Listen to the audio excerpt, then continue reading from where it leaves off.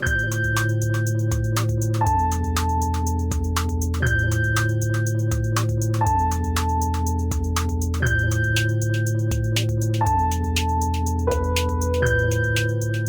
right, everybody, welcome back. This is The End of the World with Michael and Stu. I'm Michael. And I'm Stu, and today we are talking about a true masterpiece of the 2020s. And we're back, baby. That's right. It's Greenland, which came out in 2020, and I did not even write the director down because I was so blown away by the aesthetic power of this picture. And I'm sure you felt the same way, Michael. Fincher, isn't it? It's David Fincher? Wait, this is Orson Welles, right? Is this Jean Renoir? I think it might be. Yeah, this one is, much requested, as I mentioned at the end of our last episode, by my brother. I think mostly because he thought we would have fun pointing out the many plot holes, as he exclaimed to me. Oh, it's written by Chris Sparling and directed by Rick Roman Waugh. I wonder if he's related to Evelyn Waugh. Or Patrick Waugh. Yeah. Or Patrick. Well, no, it's Waugh, not. Okay. No, he is not related to Evelyn Waugh. Thank goodness. So this is a disaster movie. We're going to just jump right in. What's that? Indeed. It's a disaster of a movie, and it's a disaster movie. We're going to jump right in because we did news last week, and basically all the news items we've covered are in a kind of stalemate. Equally disgusting state of disrepair. Yeah, stalemate with reality, if you will. There's no movement in either direction. So let's get right into Greenland.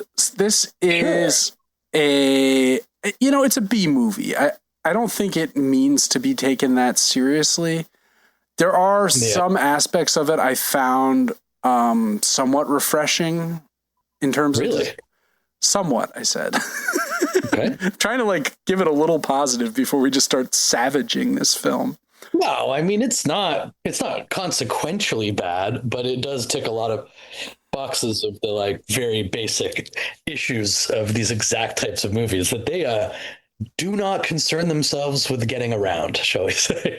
It's a lot of newscasts giving information. And there's a lot of amazing footage that the newscasters the broadcasts are still getting, despite apparently the fact that the entire planet is under some sort of attack from the fragments of a comet. But anyways, we'll get to that. Right. So the basic premise here is we meet John at the opening of the film. He is a structural engineer. He's working at a job site, and his buddies are like, why don't you take the day off early, John? You got big things going on in your life. We can handle it for here. And he's like, no, I should stay on with you guys. I don't know. And he rolls up the blueprints, though? He does roll up blueprints, so that's how we know he's... It has to be made clear, just at the off here. Yeah. There's nothing that suggests that he is remarkable in any way when it comes to the world of structural engineering. Well, I don't know. He's building a pretty big skyscraper outside of Atlanta. It's just a big building. It's a big building. No, but it's Atlanta. The CDC. I mean, it's fair enough. There. Who amongst us has built a skyscraper and not been an absolute genius? Touche. So, this will come back in a moment, but we discovered that a comet is due to pass nearby Earth. Recently discovered. I think this is on a radio broadcast as he's driving home. There are so many timely news broadcasts in this movie. It is fantastic. It's incredible. It's there might be 8 to 10. I mean, seriously. I think it puts a rival in the ground as far as absolutely. It's every single thing. The edit was obviously totally pinned on this. Everything that we need to get out of quickly, just put it on the radio. Yeah. He drives to his home. Oh, the comet, by the way, is extra solar, very rare. And named Clark. It's named Clark with an E, oddly. Yeah. At first I thought, Clark, is this a play on Superman? Maybe this is the comet is coming from Krypton to bring its last son. What about Arthur C. Clarke? Maybe that's who it's named for. That's actually a much smarter guess than my Superman hypothesis. Tables have been turned in this brief moment of referencing I'm things. burned. Yeah. My dad's friend was actually good friends with Arthur C. Clarke. Oh, really? A weird guy, Arthur C. Clarke. Not Arthur C.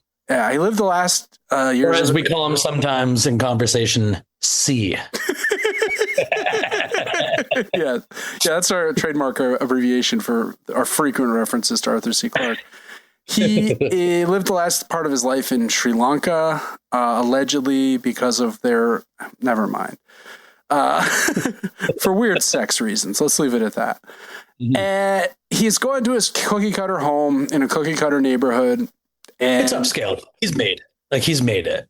Yeah, he's rich, but his house looks like absolute dog shit. But, you know. Right, but it's more to say like he had it all in the conventional sense, but it looks like something might not be quite right. Yeah, the spark with the wife seems to have been...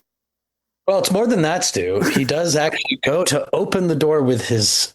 or he goes to ring the doorbell. Yeah. Right? He's unsure if he should let himself in, even though it seems quite clear that it is his house. Trouble of domestic front for this rather accomplished structural engineer. Yeah, so things have gone south with his wife. We come to learn that he's actually moving back in. They're going to try and work it out after having spent some time living in a hotel, presumably. Is that what you're... I sort of thought like he was supposed to be there every now and then to have some stability with the kid. You got the sense that it was the sense you get initially, and then I think later dialogue reveals no, he was like moving back in. But yeah, this initial moment we see him with his kid. The kid is a little weird. Well, he walks in. I mean, he's expected, but she's still like she's listening to headphones and she's working out, but she doesn't seem upset, right? At all. Like she's not, it's awkward is a better way of putting it. Yeah, she's not like, right. She's not like you weren't supposed to come in on your own or anything like that. So it's kind of in this weird area where clearly one of them, and I think we can all guess who, has done something wrong. And the other one still has the house. Yeah. And the kid is, I don't know, 7 years old, something like that. He's a young kid. He has diabetes. And he has a diabetic pump installed that needs to be refilled periodically with insulin. This will definitely not come up later in the movie, as we know. This is one of the like totally like pointless, unforced errors for this movie for me. Like, because I get that like getting your kid like to where they have to go in this movie, it's important no matter what. It just like it feels forced to create all of the problems that come up in the movie. Does that make sense? Like, I don't know what we're supposed to take out of this situation. Anyways, we'll get to that as well. I'm jumping ahead a little bit. I was just checking to make sure diabetes can actually occur in children this young. It can.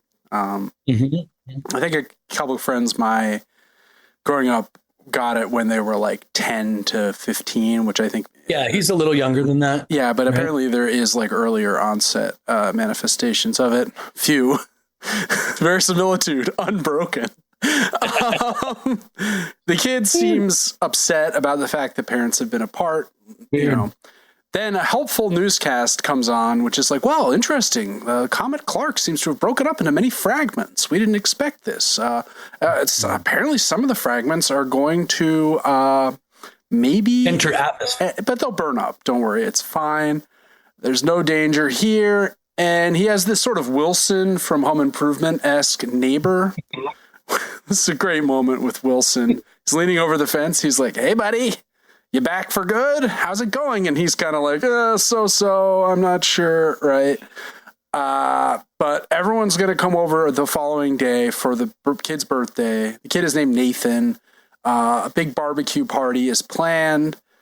And we're kind of in that, it feels like we're in a bit of that testing phase for like the husband who does the infidelity, where it's like, even though I'm this obviously highly organized wife in the suburbs planning a birthday party for my kid, turns out we actually need a bunch of other stuff. Could you be a dear and run down to the store and get that stuff for me? You know, and he doesn't want to go, but obviously he sort of has to show that he's a good man. He's a team player. Yeah. He's a team player. Yeah. Just how much does he want his family back? He's willing to go get the Ruffles, Stu. Yeah. Well, he's been cooking something up in the lab, and that is, I'm going to do whatever she says. It's a real PhD level scientist here. The night before, they don't share a bed, unlike Michael Jackson says you should always. But she sort of, there's a shot of her in the bigger bed, right? Yeah, and she's kind of a little bit like, so he's staying in the house, but they're not sleeping together. But it's Gerard Butler. I mean, he's like, he's really attractive. He's got that kind of weathered look. She could do whatever she pleased, obviously, at this time in their relationship. So there's a bit of this weird pull towards him, but ultimately, I mean, it's Leonidas, right? It's the head of the 300. I mean, come on. He goes shopping. He goes shopping, and an armada of jets. I don't know what the proper term for that is, but just like 100 jets fly over. Which seems really bad, right? And while they're in the grocery store, he gets people. People are like looking up. They're making phone calls. And you can sort of see things in the sky that are maybe the comet is visible. He needs mustard for his wife. The kid's very excited about it. He's like, "Look, there's Clark!" Right? The constant calling of the thing Clark is very odd. Gets an alert on his phone. He, his wife, and his son have been selected for evacuation. He's like, at first he's like, he gets what's called a presidential alert, so there would be no confusion as to whether you should respond. Yeah, exactly. And whereas if I got a presidential alert from this president, I would probably suspect it was a scam. Yeah, or just an attempt to get you to buy a phone for $99 or something, right? Yeah, I mean, exactly. Gold plated, Stu. We see that there's he gets back and everyone's gathered around the TV and they're like watching for this Clark fragment to touch down off Bermuda, I think or the Bahamas or something. And it's a big, the kids are excited. They're like, "Oh, goody. This is." Well, it's a very, very bizarre dynamic that I want to point out, right? Because it's like, he has just received, right, the presidential alert that is saying that he and his family are being removed. Oh, we actually saw the wife got it too, but she was in the shower and so missed it. But like, this is one of the things that I did want to know is that if you're talking about what a society or a central authority should do in a moment like this, it feels totally insane, right? The decision-making process here. So just to take people through it, what they do, it seems to be the case that they send a text and then you get in touch with them. And then there's a voice recording that has your name, when you call in and it's like, this is Chase Bank, or that type of sound. But it's just like his name. So it's like, John Garrett, you've been selected to fly away to safety or whatever, blah blah blah, and like explains not what's going on really, but it gives you enough information that there's something totally unprecedented happening. Yeah. But what's amazing about it, like you said, the wife misses in the shower. So what we also find out is they then just start showing it on the television. Right. They throw it over your cable or your. Yeah. But what if you don't have cable? I mean, or like, what if people who are not selected are with you watching? Right. So which is exactly what happens. Not only is it what happens, it's like the thing that doesn't make sense here is that either like this needs to be kept secret. And I would say that it did need to be kept secret, right? Yes. Like in order for any of this to have any chance, as we will find out in the rest of the movie, the fewer people that know what's going on, the better, right? And this is one of the failings of the movie. I feel like it could have, with the amount of newscasts, the amount of broadcasts that you see throughout this thing, it could have actually been kind of an interesting, like, movie about dissemination of information in a time of crisis, right? Right. If it had actually been kept secret and limited. Right. And like maybe Wilson, the neighbor, finds out, but he's not quite sure. And he goes on a goose chase, like whatever. There were so many better ways to do this. But like by the time they're at this party, for some reason, they're kind of like eagerly watching at first, like it's the space race. Oh, yeah. That's what I thought of, too. Everyone's, it had Challenger vibes. Like, oh, we're all gathered together to watch the Challenger. Do you remember that, Michael? Yeah, I don't remember the Challenger. I was thinking it was like, I remember it happening, but I was very young. I don't remember. I don't think we watched it in my class. Was that 86? Was that 86? Yeah. So like I was 3. Like I remember I was 5. I was pretty young. But pretty upsetting. I I remember Were going you there? You had like an American flag, and you're like, I wasn't like, no, but we talked about it for like the whole day at school. Because I think it happened pretty early in the morning. really? And then, yeah, it was a big deal. And it was like, yeah, January 28th. Yeah. 86. Yeah, it was like the main object of conversation that day. I mean, I would imagine. I was in nursery school though. I think this was like a year before I went to kindergarten.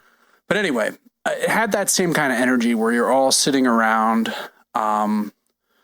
and of course it goes wrong, just as the Challenger did. I mean, I think this is like a deliberate vibe they're trying to evoke with like the little kids, and then it doesn't hit off Bermuda. It in fact destroys Tampa and most of Florida. We come to find out there's a massive comet fragment, and the force wave in the aftermath of it is so intense that it reaches them outside Atlanta. So suddenly the mood shifts radically, and everyone is like, very like, oh my God, this is the end of the world. And then the announcement comes on saying, you guys have been selected. And everyone's like, well, we probably got our announcements back on our TV, right? Like they rationalize it. And again, he said that he got selected from his phone as well, right? Right. But their phones haven't received anything. Right. So again, like if it's so important to clear these very special people out of harm's way, why are you doing it in this? Seemingly all of them in direct confrontation with the closest people in their lives, as they now have to explain that they're getting in their car to probably leave them forever, doesn't seem like the smoothest exit strategy, for like repopulating the planet or whatever the plan is, right? Right. And this Tampa thing has just unleashed chaos like around the world immediately. Mm-hmm. And because there are many, as we just helpfully learned, there are many other fragments like falling all over the world. And as they're pulling out, Wilson is like, hey, John, like what the fuck? We didn't get invited. And then John's like, I'll call you when I get there. I'll tell you what's up. It's like, thanks, John. I just imagine that phone call. He's getting the Greenland. He's like, hey, John, by the way, have a nice death. Yes. I mean, I actually asked about you, and it wasn't a mistake. You actually didn't get selected. So sorry. Then I gave him your social and everything. A woman runs up with a little kid with a daughter who's friends with Nathan, their kid, and is like, take her, at least take her. And they're like, we can't do it. We only have bracelets or barcodes for 3 people or whatever. It's another weird illustration of it. There's something uneven about the way people are reacting in this movie, right? Yeah. And that goes like the main group and the pace at which they're handling stuff, right? Which we'll get to later. And then these people who it seems like some of them are tapping into how serious it is. Others are just kind of standing there bewildered. And it's like, if you're like, with the information that they had at the time, it actually seems kind of extreme to be like handing your kid to like an acquaintance who lives on the block. Yeah. Probably forever. Like, is that what your kid would want? Like, and granted, she's right. She ends up being right in her guess or her intuition or whatever. Yeah. But with what has been revealed to those people, it's like, it doesn't quite make sense. But at the same time, it's also like, if this is this serious and this, it's like, I don't know, man, you could just take the kid and try. Right. Right. But then what happens when they're like, no way, F you. Like, then the kid gets incinerated, like the kid's about to get incinerated back home, I guess. Right. But I mean, then you have to like separate Nathan from the girl again when they think they're going to be together. It's just, I think like not taking her is the right move personally. But as we'll find out, it won't matter. I'll call your kid as well. Don't worry. Everyone's going to get a He's just there at the end of the world, just calling everybody from the party. So they go to this base, right? And it's not that far away, but when they get there, it's madness. There's a huge crowd of rioters outside, people demanding. The first like true sign of how terrible their planning was, right, is like they fairly quickly go to the base. The plan is to get to the base. They've got this invitation. They've said sorry to their friends. Their plane's ready to take them off to this secret location. Yeah. The only thing slowing them down, the thousands of people who have figured out exactly where the base is as well. Right. Well, presumably this is one of many regional bases, but yeah, but like, you know what I mean? Like, this is the type of information that you feel would, like, couldn't you in the text to whoever be like, if you reveal the location of where you're going, we will know we have geotagged your phone and we have taken over all the information systems and we'll shoot you in the face when you show up at the base. You know what I mean? Yeah, there could have been a certain level of some degree of authoritarianism that implies that you're even able to try to pull this off. You know what I mean? Yeah. It's very all over the place. It's all very ragtag. So they get there in their haste. They forget Nathan's insulin in the car. I feel like the one thing you wouldn't forget. I mean, I had a cat that had diabetes for the last 3 years of his life. And whenever I had to take that cat anywhere, you know, the one thing I wasn't forgetting? The cat's insulin. I had a little freezer pack I could pill, you know, I mean, it just seems very unlikely that in a moment of chaos, this one essential thing would be the thing that slips your mind. This ends up being lucky though, because they get there. He's like, I'll go back. I have my they get wristbands. I can get back in. I'll meet you on the plane. Yeah. The leftovers all over again. This wristband thing. Yeah, you're right. Again, like, the height of security, all this technology, and they're like, we're going to put physical wristbands on people, and that should do it. Shouldn't have any problem there. Those definitely can't be stolen. So he runs back to the car, but meanwhile, they're like, we're just waiting for my husband. He forgot medication, and the soldier's like, hold up, medication? And she's like, yeah, my son has diabetes. He's like, well, you should have been screened out. There's no one with no long-term health ailments are allowed of any kind. You're disqualified. So they are literally sent away, and he doesn't know this. So he's running back. Meanwhile, as he's coming back to try and meet them on the plane, like, first I have to go pick up the mustard. Now I have to go find the insulin. My God. Honestly, how long is she going to hang this over my head? All hell breaks loose because some people break into the base, and there's just a crazy gunfight that breaks out. He's got the insulin. He actually gets on a plane. Meanwhile, the wife and son have gone back to the car to try and rendezvous with him. He gets on the plane, and he's holding an insulin, and the guy's like, how did they let you through with that? And he's like, well, it's not for me, it's for my son. He's like, yeah, but like people with diabetes aren't allowed. Like, he's like, they aren't? And like, light bulb. So he's like, you must open that damn door. I didn't get off. They're like, okay. So they open the door. It starts like, this is an interesting point, I think. And the same goes for the screening with the diabetes, even though they are rejected, is that one of the patterns of this movie is that it relies a lot on the technique of like main character or protagonist, like, needs something, can't get it, yells that he really needs it, can't quite get it, yells that he really, really needs to have it happen, and there's emotional weight behind it. And then it's facilitated. Yeah, so these soldiers who are literally just like about to fly off to save all of their own lives as well, end up opening the door to let this asshole off.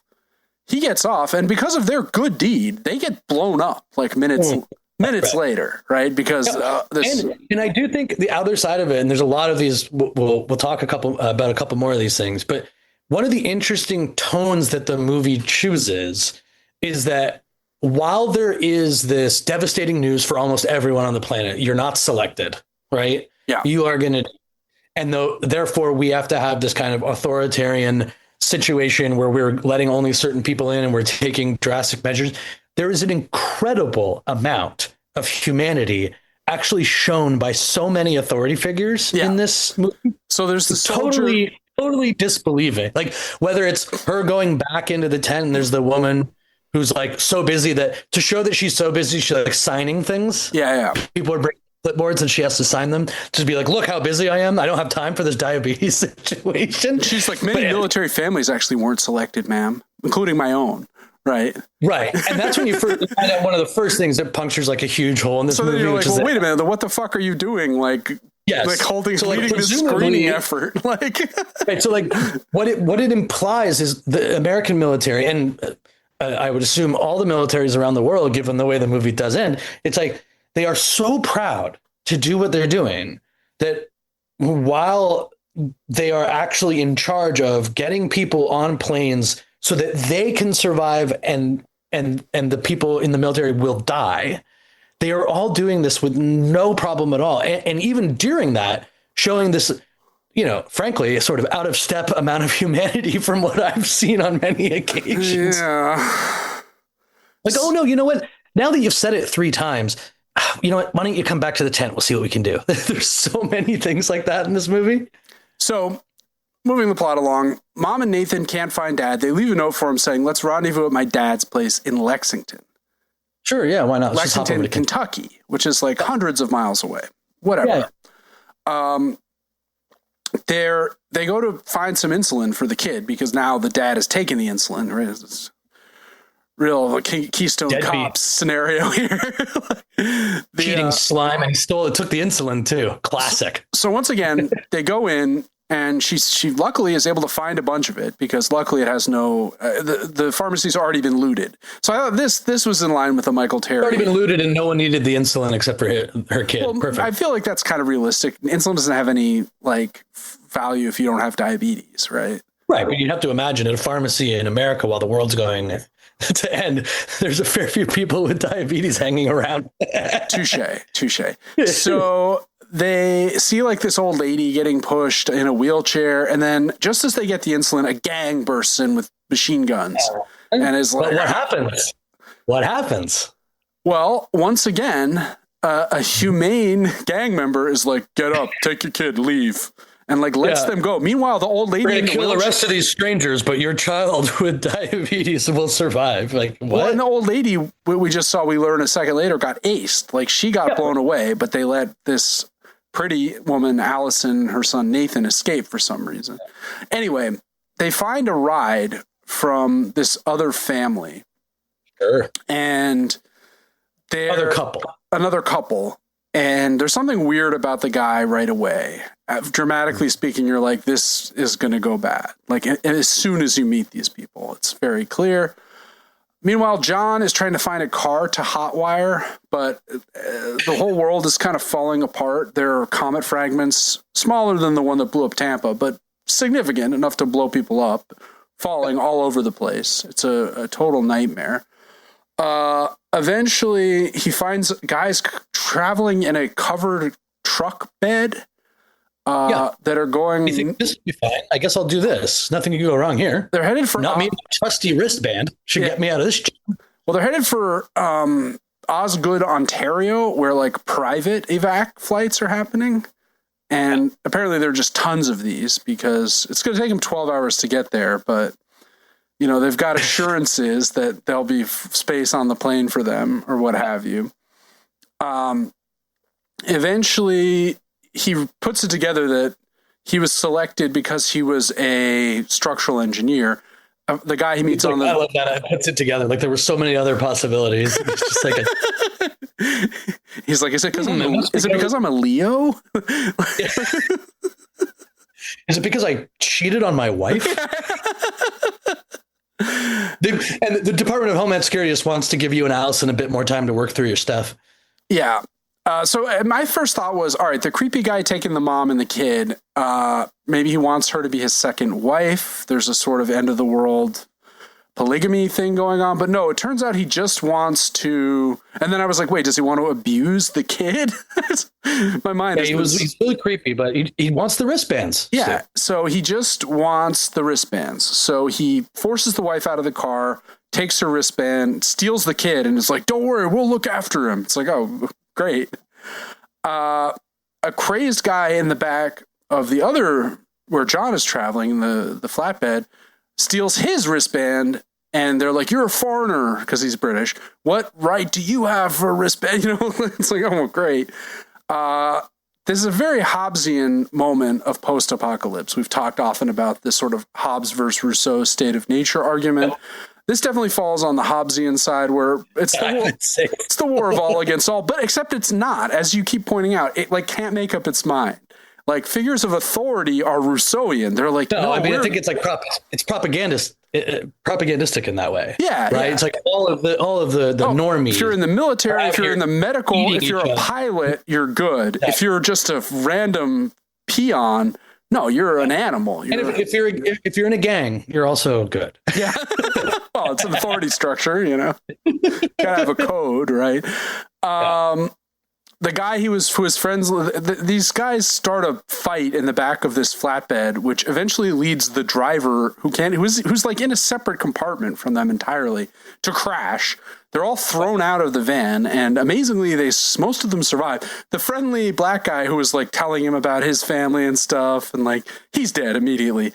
Then John gets a claw hammer and manages to like kill, kind of accidentally, one of the guys who's attacking him. He's just trying to, I guess, scare them away, seemingly forever. He's like waving it. He's flailing it about, and it hooks into one of the guy's heads. So just takes long enough for you to know, like, he doesn't really want to kill people. He's being forced into these actions. Right. John's a... Now, the wife catches a ride with some helpful Spanish-speaking people. The kidnappers of Nathan get to they get to a camp of some sort and are trying to get in. I guess it's another military base for another evac. Yeah. And they scan their bracelets and they're like, why, you're not John Garrett, like, or whatever, you know, you're not Allison Garrett. This guy's master plan has been felled. So they're arrested and like taken off to the brig or what have you.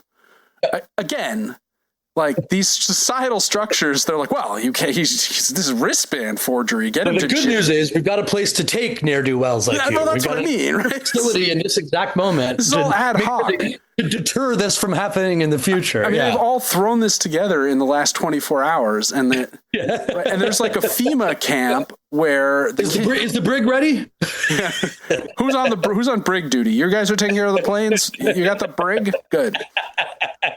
The kid gets taken to a femur camp, a femur camp, because that's all that's left of him after the comet hits. Oh boy. FEMA camp. FEMA. Basically, the mom gets there. She abandons the friendly people and finds a helpful woman who's like, I'll help you search for your lost son. They go through like 6 camps, like tents. No, it's a man, right? Oh, maybe it's a man. There's a helpful woman in the next scene. My mistake. Right. And the kid is alone, and he's like, Mom! And again, it's like, first, just to be clear, it's like, we can't do anything for you. Please, my son. Look, I'm a mother, and it's my son. And then it's, okay, I'll help you look. Like, yeah, come this way. Come right this way. So eventually... And they look through so many tents, even though you obviously know that they're going to be reunited. There's so many tents. That's what I'm saying. It's like, so they eventually get a military transport to Lexington. Also, speaking of like people with good hearts, like there is so much going on, and they're like, this nurse is like the nicest lady ever. They're like, oh, you're going to Lexington, Kentucky during the apocalypse, which is taking place in the next day. Okay, well, what if the military bus just kind of veers off, finds a little sort of grocery store, gas station thing near Lexington? Would that do? Like, why? How would this ever happen? They're so accommodating. It's amazing. Yeah. And she just decides he's like a remarkable man. But right when she comes in, it's as though briefly I was like, are we going to learn that he's been touched by like an angel and something? You know what I mean? Like, does he have some sort of ability? Is he supernatural, the kid? Yeah. In this brief second, it's like, was there another cut where the kid's diabetes has made him into Magneto or whatever?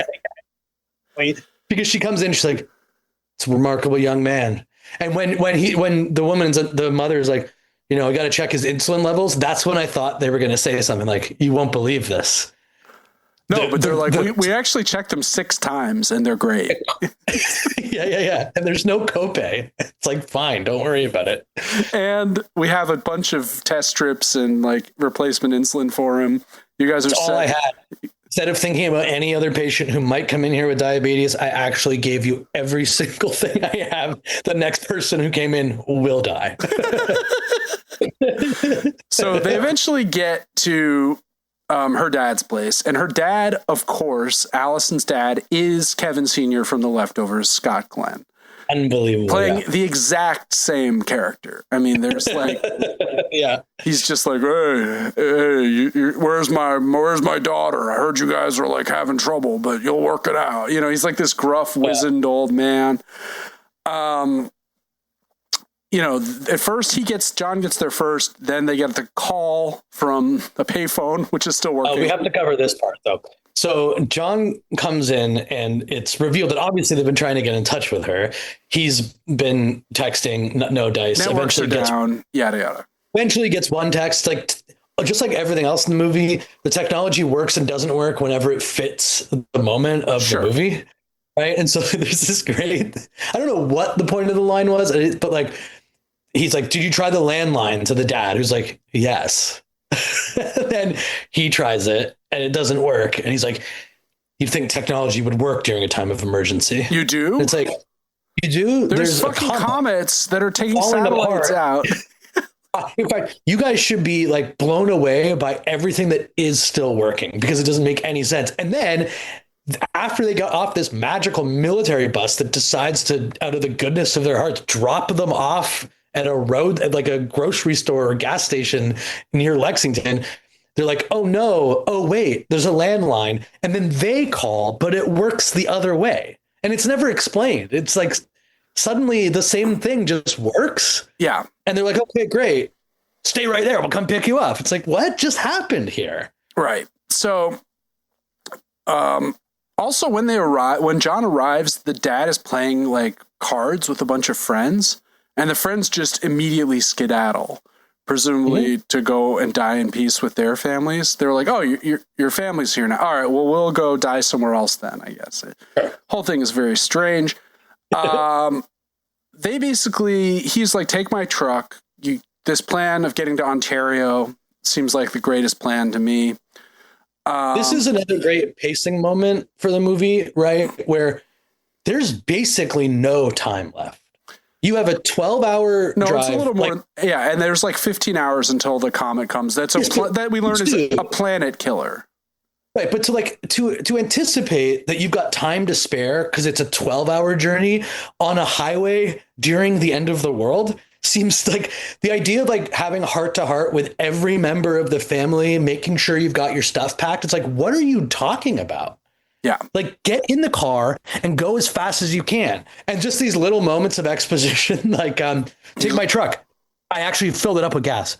Yeah. And also take my gun. And, and of course, you will have to find gas on this.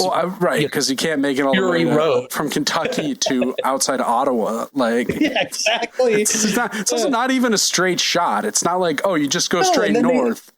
They have these weird moments in the car where they're like, remember how nice your mom was? Yeah, my mom. That was so. Nice do you think they went up to Niagara, or do you think they went up to like Champlain? I don't know. Champlain's more like, I mean, I'm guessing like Ottawa's pretty far east in Ontario, right? Yeah, like whichever one wasn't beset by bandits. You know, like my point is like they faced so much adversity, right, on the very roads that they have to go back on. Yeah, and then they're just like, oh, we're fine. We've got 12 hours, and we got 3 hours to spare, Stu. Why don't we? You know what? Why don't we go to fucking Dairy Queen? Let's go to Chuck E. Cheese. Yeah. The kid needs a distraction. We've always fought about this. So this is why I cheated on you in the first place. No, none of that. All right. And then John has a heart to heart with the dad about how he cheated and he was wrong, but she overhears it. And it's very clear all is forgiven in this moment. Right? Yeah. Okay. Well, now that you've talked to my dad about how you fucked another woman, we're all good. Yeah, I mean, exactly. The dad refuses to come along because Scott Glenn was only available for a day, I'm assuming. Well, his wife died in this place. He's going to die in the same house that she did. Okay, great. So they're driving north. They're making great time. No traffic, strangely. Yep. No one else has thought to try and escape the end of the world by driving to the north, I guess. Everyone else is just driving south to get closer to death. They get to this place where like comets fragments start falling like everywhere. And it's like just a action movie. Where they're just random, like cars ahead of them get blown up and other cars get blown. You know, they eventually find safety under a bridge. Although, big enough fragment comes, that bridge is just your tomb, right? I mean, is it? the chances you got to take at this point. He like saves a person by reaching into their burning car and pulling them out. He's like horribly burned in the process. And he just kind of like wraps a shirt around his like maimed hand. And it's almost like the wife. Yeah, it's this weird like jamming in of a hero's journey at this, like starting here, right? Yeah, we talked about this. He has to become some sort of bigger man, I guess. A leader, a hero, like someone who stands up for others. To redeem himself from accidentally killing the guy who was trying to kill him earlier. Or infidelity. And the infidelity. The wife is very like, oh, wow, he saved that guy. And then I'm like, well, are they going to bring the guy along? No. Look, I'm willing to give you another, what have we got here? 5.5 hours on the planet. But I'm happy to burn myself into oblivion and to do so. The kid is like, at one point he mentions this little thing about how I've always heard when you die, your life flashes before your eyes. Like, why does this is the most sentimental, cloying bullshit in the whole movie, perhaps. I wish that the flashes would happen while we were still here. It's like, oh, okay, little. Well, maybe Nathan. That'll happen towards the end of the movie. Who knows? Definitely not. No way. They get to the airport just in time. The last plane is taking off, but they pull onto the runway to prevent it from leaving. The guy comes out. He's a kind of bootleg Brendan Fraser, the pilot. that was my analysis of him. And he's like, this plane's already overloaded. We're all going to die if you get on. Like, I can't do it. They're like, please, we just have a kid. All right, I can take the kid. No, you're taking all of us. All right, I'll take all of you. It's the same. Yeah, like police start. I mean, it's the best example of what I've been talking about throughout, right? Of like, here's the very real reason that you can't get on the plane. If you are on the plane won't fly. Yeah, he actually goes so far to ask how much they weigh, and he's like, I can't do that. But then the wife just begs, and then all of a sudden, I guess the weight is okay, and it's not an issue. Right. I mean, this is an Aaliyah situation, right? Like, overpacking a plane can lead to a pop star's death, and presumably. And they ask what, 3 times, and then they say it really desperately, and he says yes, no problem. And then, despite all of that, the wife still comes on and says to the kid, see if you can find an empty seat. I wanted John at that point to be like, see, you never listen to anyone. This is like, but the other people on the plane are like, we can take our kids onto our laps, so we all have space. Again, this is like the propaganda of the elite that the movie pushes forward so much, right? Yeah. Like all these people down there that are fighting and stealing wristbands and killing you and killing each other, and it's so disgusting, and they can't even come together at the end to like prayerfully end their lives in this moment. But on the plane, hey, if your kid needs a place to sit, he can do it right here. Yeah, like all of these people are so lucky that they're also so kind to each other. It sort of disgusted me, to be honest. Yeah. So they get off. They make the flight painlessly to Greenland, which is, as we have learned at some point through one of the numerous news broadcasts that we haven't even bothered to recap because there's so many of them. And we see Greenland. Greenland is where these bunkers are. These bunkers are in place. They're set up. They're ready to, be a bulwark for civilization. The apocalypse, right? Yeah, to bulwark against the end of the world. And just as they're about to land, they get hit by a comet fragment, of course. But it doesn't just blow up the plane, as would almost undoubtedly happen. It's like one engine is out, or like they're hit by an EMP or something. Like something happens. So there's a wave, and then it like rocks the plane so much, but none of the windows are broken. Thank God. You wouldn't want to lose cabin depressurization. Could be very awkward to film.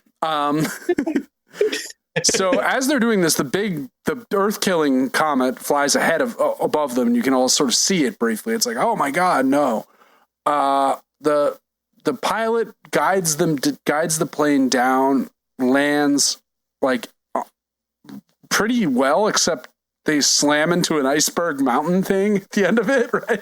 And the pilots are the only ones that are hurt. Pilots are like impaled by their instruments, and everyone else completely fine and ready to run for it. And John is like going to help the pilot, and the pilot's like, no, save yourselves. It's like, Yeah, John's like the last on the plane and slowed them down, and like doing the math. John and his family are the whole reason that this whole disaster happened to this plane, but somehow he's also emerged kind of as the hero, as a leader of.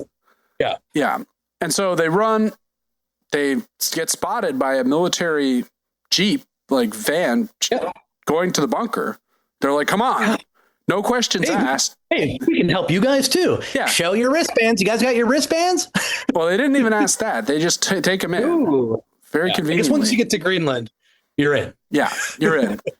And they get into the bunker with minutes to spare, which again reveals how ridiculous all the dawdling and like the saving the guy from the thing, just like so much stuff that was just not necessary.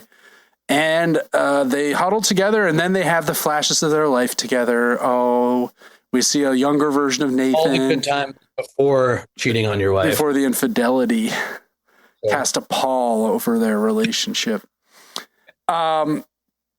And then we cut to Sydney Opera House in ruins. Oh, I love these scenes in these movies. Dude, they're so good.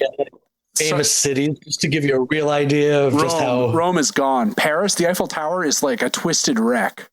That's right. And the Earth, we cut back to the Earth. The Earth, it's fucked, basically. Yep. But we hear an announcement saying, all right, time to open the doors for the first time in 9 months. It's like, okay, so we jump forward 9 months, which to me, it's like, wait a minute.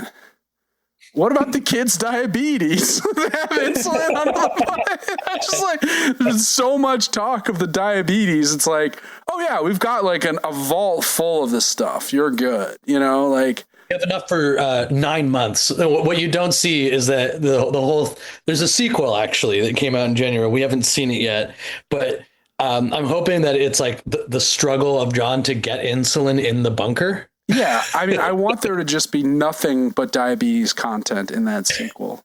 I want it to be fully devoted to like John's like killing pigs and like draining their enzymes to like make a home batch of insulin. And as I assume the sequel is about what happens now, which is that they come out. They come out and they go to settle in Europe and what's left of Europe, from what I've read. I haven't watched it, though. As much as I was tempted to just immediately roll through into... God willing, rebuild the Eiffel Tower. Someday.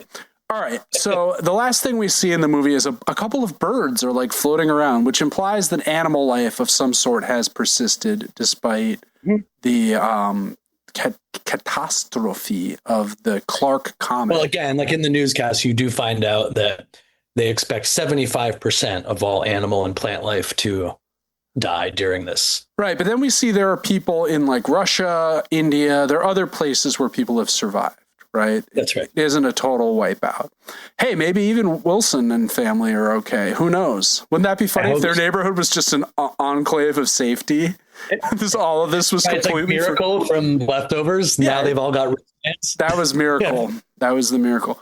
Yeah. So a pretty stupid movie. I didn't hate it as much as I've hated a lot of stuff. It wasn't like good, but I watched it and like was like, all right, great. Notes for the episode. I think I hated it, but I did love how many newscasts there were. Those always make me laugh. I mean, that for me was, I was like, this is just catnip for Michael Terry. And just like, they're just always saying stuff like, we do have to warn you that the footage you're about to see is quite disturbing. Oh, yeah, and it's just a literal person filming as a comet fragment flies right into them. But his data apparently is just went to the cloud. We're good. Into the cloud. It's so funny. Cloud is still working too, by the way. Wi-Fi, satellites, no problem. Right. All right. So yeah, the birds flying also. Well, Noah's Ark. I mean, we heard word that someone in Russia, in Moscow, had survived. And we'll be heading towards the USSR for our next episode because we're going to be covering the Chernobyl TV show and talk about the historical events at Chernobyl. Also 1986, like the Challenger. So yeah, maybe we should do we should do a Challenger episode eventually too. Why not? Absolutely. Maybe we'll do that in 2 weeks. Maybe we'll do a little Soviet American 80s content. Yeah, I like that. I like that idea indeed. All right. So next week, Chernobyl. In the meantime, if you like the show, you can follow us on the podcatcher of your choice. If you really like the show, you can also follow us on Instagram at The End of the World WMS. And if you really, really like the show, you can leave us a rating and or a review on one of the podcatcher. My mind is breaking down. I can't do this anymore. But we also as we've seen from Greenland, that's how you get people to do stuff. Stu has now asked 3 times, so please. Podcatcher of your choice. Podcatcher of your choice. Anyway, so we'll be doing Chernobyl next week. It's going to be fun. I mean, it's not going to be fun. It's going to be incredibly dark, but we've been looking forward to doing this episode for a long time. Show. I actually like the show is good, and the event is horrifying, and I made the icon for this, like in the first 2 weeks of us doing the show. I was like, oh, well, we'll do Chernobyl. High on the list. Here we are. And here we are 125 episodes later, but God bless. So Chernobyl next week, and until then, this has been The End of the World with Michael and Stu. I'm Michael. And I'm Stu, and we will talk to you real soon.